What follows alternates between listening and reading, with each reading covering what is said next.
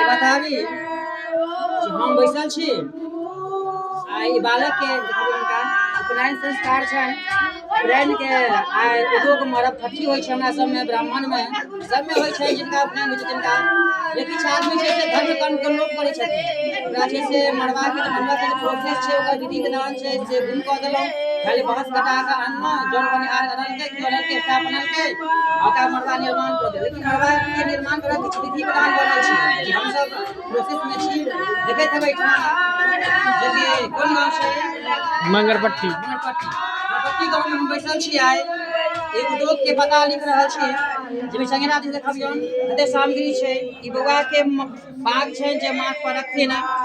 एमे चक्कू छै सुपारी छै रक्षा सूत छै ई धागा छै से मरवा में बांधल जेतै ई छै आरती के पात छै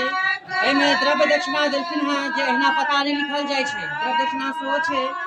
एमे सिंदूर पिठार सेहो छै कपड़ा सेहो छै पाँच सुपारी सेहो छै एतो हम पता लिखलियै ये ई पता लिख के माता जे कुलदेवी होइ छथिन तिनका शरण में ई बच्चा ल के जेथिन हुनका ओतऽ रखथिन माता के प्रणाम करके निवेदन करथिन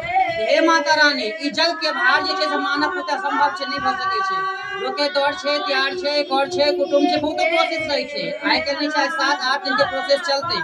माता रानी के भार दऽ रहल छै जे सबटा के काज के संपादित करबे के भार अहाँ लियौ जय श्री कृष्णा जे प्रोसेस होय ओकरा विधि विधान बना के राखिए अपन आगाँ